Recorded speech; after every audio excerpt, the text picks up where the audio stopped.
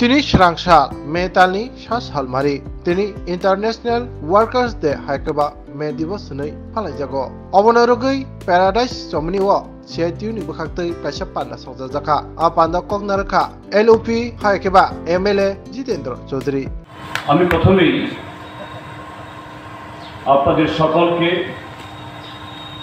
এবং আমাদের রাজ্যের সমস্ত শ্রমজীবী অংশের ভাই বোনেদের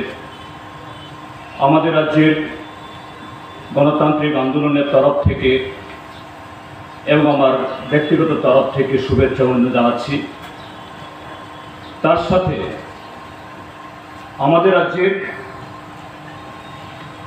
শ্রমজীবী অংশের মানুষের যে সংগ্রামের প্রতি আন্দোলনের প্রতি আমি গভীর আন্তরিক সংহতি জ্ঞাপন করছি।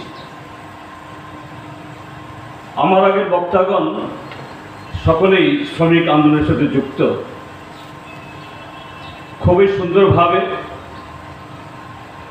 এই মে দিবস সৃষ্টি হওয়ার তার প্রেক্ষাপট এবং আজকের দিনে দাঁড়িয়ে আমাদের দেশে এবং আমাদের রাজ্যে শ্রমজীবী অংশের মানুষের সামনে যে বিপদ এবং সে বিপদকে এদেশের ট্রেড ইউনিয়ন মুভমেন্ট বা আমাদের রাজ্যের শ্রমজীবী অংশের মানুষের যে আন্দোলন তারা কিভাবে এটাকে মোকাবেলা করছেন এবং আগামী দিন এটাকে আরও সংহত করা দরকার,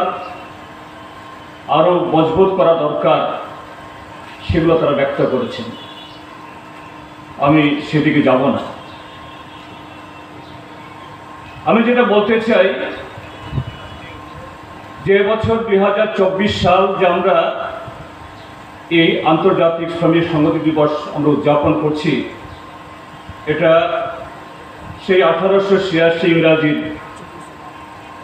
হে মার্কেটের অর্থাৎ শিকাগোর সে ঘটনার 138 বছর বাদে। আর আনুষ্ঠানিকভাবে সারা পৃথিবীব্যাপী 1 মেকে শ্রমিক সংহতি দিবস হিসাবে উদযাপন করার যে আনুষ্ঠানিক সিদ্ধান্ত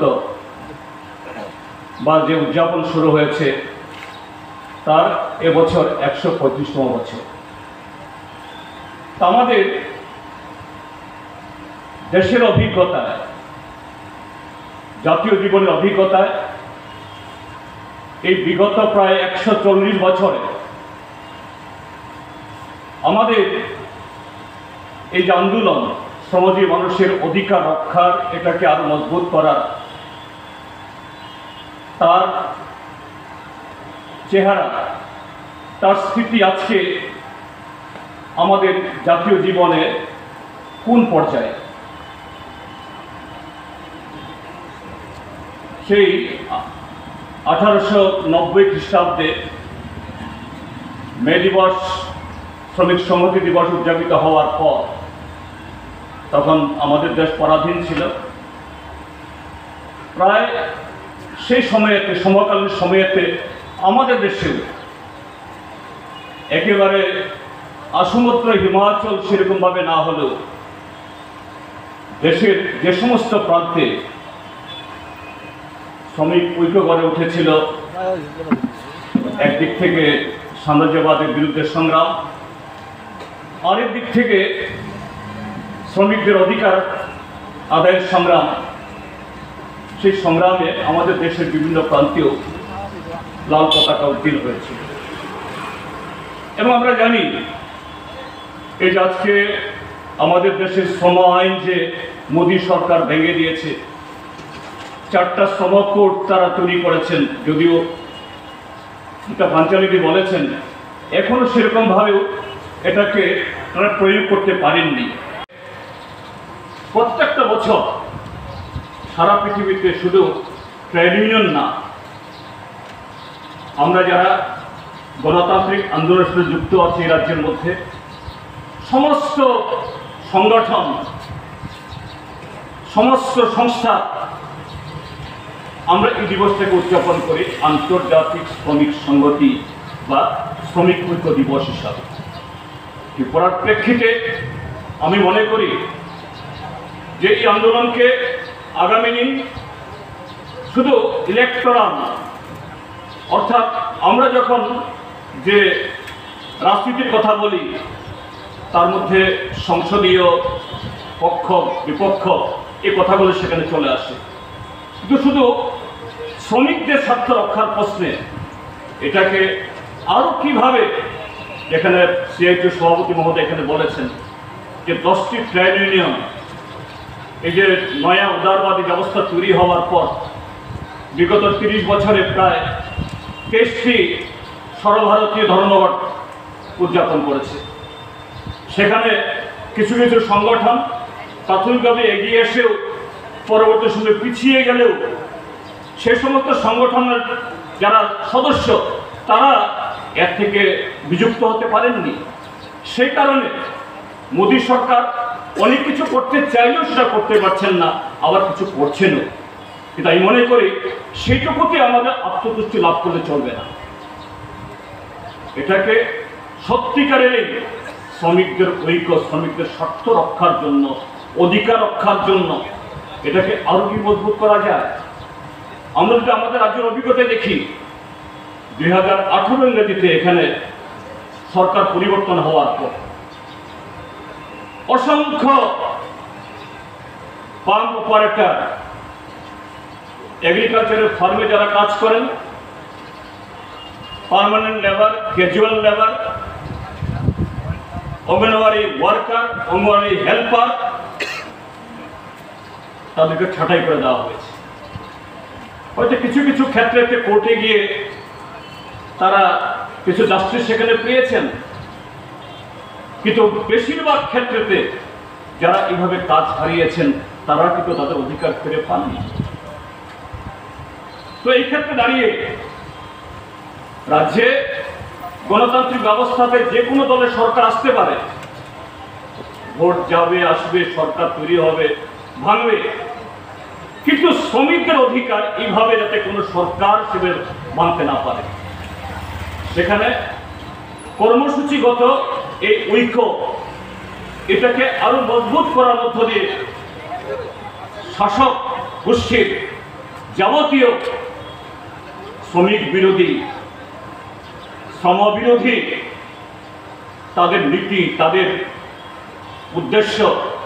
এটাতে কার্যকরী না করতে পারে, তার জন্য আমাদের ঐক্যকে আরো কিভাবে আমরা সম্প্রসারিত করতে পারি, আমরা মজবুত করতে পারি, এটা শুধু আমরা কিছুটা হলেও এই দেশের মানুষ আমরা লক্ষ্য করছি এবং গভীর আশা বুকে বেঁধে আমরা তাকিয়ে আছি সামনের দিকে। যেমন এই 18দশ লোকসভা নির্বাচন ঘোষণা হওয়ার আগে সারা দেশে একটা বাতাবরণ তৈরি হয়েছিল, রাম মন্দির উদ্ঘাটন এটা নিয়ে উন্মাদনা তৈরি করে, তার সাথে দেশের মানুষের সামনে একটা মিথ্যার একটা জগৎ তৈরি করে, যেন একটা বিকশিত ভারত, অমৃতকাল, মোদি গ্যারান্টি, মোদি হ্যাঁ তো মুমকিন হ্যাঁ, এইভাবে একটা প্রচার শুরু করেছিল। তার বিরুদ্ধে শ্রমজীবী মানুষের অধিকার যেভাবে লুণ্ঠিত হচ্ছে, সবটাই সেই স্লোগানে না হোক, আমাদের দেশের ধর্মনিরপেক্ষ এবং গণতান্ত্রিক শক্তি অবশ্যই তার সাথে শ্রমজীবী মানুষের অধিকার রক্ষার যে অঙ্গীকার, তার মধ্যে সেটাও অন্তর্নিহিত রয়েছে। যে আওয়াজ তুলেছে, আমার মনে হয় প্রথম এবং দ্বিতীয় পর্বের লোকসভা নির্বাচনের, দুটা ফেসে নির্বাচনের পরে তা এই দেশের জনগণের কাছে আরো বেশি বেশি করে সেই স্লোগান, সে আওয়াজ, সে আবেদন জনগণের কাছে পৌঁছে, এবং তা শাসক দলের বক্তব্যের মধ্যেও ক্রমশ ক্রমশ তার যে অসংলগ্নতা, আত্মরক্ষামূলক এবং গোটা তাদের প্রচার ব্যবস্থাকে অন্যদিকে দাবিত করার জন্য যে চেষ্টা, তার মধ্য দিয়ে আমাদের এই লড়াই, অর্থাৎ একদিক থেকে শ্রমজীবী অংশের মানুষের লড়াই, আরেক দিক থেকে ধর্মনিরপেক্ষ এবং গণতান্ত্রিক শক্তির যে লড়াই, তা জনগণের হৃদয়কে, মনকে ছুঁইছে এবং ঐক্যবদ্ধ হতে সাহায্য করছে। এটা ক্রমশ লক্ষ্য করছি। এই গত কটা দিনে নরেন্দ্র মোদী আমাদের দেশের প্রধানমন্ত্রী বক্তব্যের মধ্য দিয়ে, যদি যারা বাড়িতে টেলিভিশন আছে, সবার বাড়িতেই আছে, বা সোশ্যাল মিডিয়া এখন প্রায় সবাই আমরা দেখি, আমরা দেখছি এই কটা দিনের প্রচারের মধ্যে একটা গুণগত একটা পরিবর্তন আসছে। যে নরেন্দ্র মোদীর বক্তব্যে মোদী গ্যারান্টি, বিকশিত ভারত, রাম মন্দির, এগুলো হারিয়ে গিয়ে শমশান, কবরস্থান, পাকিস্তান, মুসলমান, হিন্দু সংরক্ষণ, ওই মহিলাদের মঙ্গলসূত্র কেড়ে নেওয়া হবে। দেশের প্রধানমন্ত্রীর মতো একটা অত্যন্ত উচ্চ পদে বসেও সেই ব্যক্তির মুখ থেকে যখন এই জাতীয় ভাষা আসছে, এটা বুঝতে হবে এটা আত্মবিশ্বাসের না, এটা আত্মরক্ষার তাগিদে আত্মবিশ্বাস হারিয়ে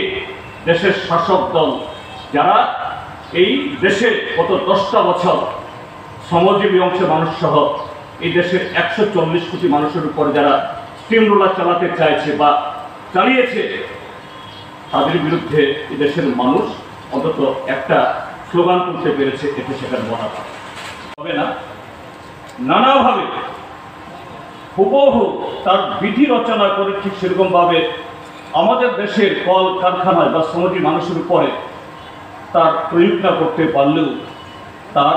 নানা ধরনের অপব্যবহার ইতিমধ্যে শুরু হয়ে গেছে। যাই হোক, আমরা যদি দেখি আমাদের দেশে এরকম প্রায় 44-45টা যে শ্রম আইন তৈরি হয়েছিল, এটা সবটাই স্বাধীন ভারতের সে 1950 সালে আমাদের সংবিধান গ্রহণ করার পর সবটা হয়েছে তা নয়, তার আগে থেকেও, এমনকি ব্রিটিশ জমানায় ঔপনিবেশিক সে শাসন ব্যবস্থার সময়তেও ব্রিটিশদের কাছ থেকেও এদেশের শ্রমজীবীরা কিছু কিছু আইন তৈরি করেছিল। পরবর্তী সময়েতে এগুলো স্বাধীন ভারতে প্রবর্তিত শেখানো হয়েছে। কিন্তু আজকে আমরা কি লক্ষ্য করছি, স্বাধীন ভারতের একটা সরকার, যে সরকার এই সংবিধানের নামে শপথ গ্রহণ করে, সংবিধান রক্ষা করার জন্য অঙ্গীকার ঘোষণা করে, যারা শাসন ক্ষমতায় বসেছেন, তারা অবলীলায় যা অর্জিত হয়েছে সমস্ত কিছুকে ভেঙে দিয়ে সেখানে কোর্ট, সেই কোর্ট মানে কি, সেই কোর্টে কি সংগঠিত শ্রমিক, কি অসংগঠিত শ্রমিক, অর্গানাইজড বা আনঅর্গানাইজড, কোনো অংশেরই স্বার্থ রক্ষা করার কোনো প্রভিশন, কোনো ধারা এই 4টা শ্রম কোডের মধ্যে নেই। সবটাই হলো মালিকদের পক্ষে, এবং সে মালিকরা এই গত 10 বছরে কিভাবে আমাদের দেশের এই শ্রমজীবী অংশের মানুষের উপরে মোদী সরকারের তাদের পৃষ্ঠপোষকতায়, তাদের সহযোগিতায় একদিক থেকে চলতি শ্রম আইনের অপব্যবহার আর শ্রম কোডের সেরকম প্রয়োগ না হলেও তারও সেখানে নানাভাবে কাজে লাগিয়ে, আর অন্যান্যভাবে আমাদের দেশের সরকার যেভাবে একচেটিয়া পুঁজি, অর্থাৎ শ্রমিকদের রক্ত ঘামকে শোষণ করে যারা তাদের পুঁজির পাহাড়, মুনাফার পাহাড়, এটাকে স্ফীত করে, তা কি হয়েছে ইতিমধ্যেই আমরা এগুলো নানাভাবে আমরা চর্চা করেছি। আমাদের দেশের এই সময়তে যে দুটি একচাটিয়া পরিবার তারা কিভাবে সে মুনাফার পাহাড় তৈরি করেছেন, শুধু একটা তথ্য যদি একটু আমরা এটাকে মেলে ধরি সেখান থেকে পরিষ্কার হয়। যেমন আমরা এই সময়তে শুনি দুটি কর্পোরেট সংস্থা আদানি এবং আম্বানি, অক্সফাম যে আন্তর্জাতিক যে এরকম বিভিন্ন দেশের অর্থনীতি বা তার ইকোনমিক সাইজ এগুলো নিয়ে যারা নানা চর্চা করে, মূল্যায়ন করে, তাদের রিপোর্ট অনুসারে শুধু 2016 থেকে 2020 ইংরাজি মাত্র 5 বছর সময়ের মধ্যে মোদির যে শাসনের পরবর্তী সময় আরও হয়েছে, আম্বানির তার পুঁজির পাহাড় বৃদ্ধি হয়েছে 350%, অর্থাৎ 350 গুণ। আদানির পুঁজির পাহাড় স্ফীত হয়েছে 750%, মাত্র 5 বছর সময়েতে। এবং তার পরবর্তী সময়েতে এই যে ডিমনিটাইজেশন, কোভিডের সময়তে এই লকডাউন ইত্যাদির মধ্য দিয়ে আরও নানাভাবে কোম্পানি আইন শিথিল করে। লেম্বসরা বাগবাড়ি ও তংমা Rajshree college of education and skill college Tripura हापांबाई गसुमुं मानजाक ते त्रिपुरा यूनिवर्सिटी एफिलिएटेड एबा रुंखुंगो चितकजा कायसा इंग्लिश मीडियम कॉलेज और physics, chemistry, mathematics, botany, geology, human physiology, geography, English, Kokborok, political science, history, education, philosophy, sociology और सब्जेक्ट रक परिरजागो और रुंगनो कतर परने रंगनो ऑल इंडिया कम्पिटिटिव आमजमुरंनि बागैबो मागनांनो फोरोंजागो रोंसुनो रंगनि बागै थगै जुदा मेंटर तंगो तै तंगो बास मालखुंनि सेबसाब तंगो कुचुक ब्रेमनि लाइब्रेटरी स्मार्ट क्लास बाबाई बुरै नायथक खालांजाक तंबरनि बिसिंगो संजाजाक राजश्री कलेजो खास रांगैनो साबसुतरा नबचावै लेखाफोरा खलायमानो हायके लेरेवै तिनिनो फायदि निनि आनि जतनि college Rajshree college of education and skill निकुमा बागबारी लेम्बसरा त्रिपुरा ककदुक नंबर 9873673875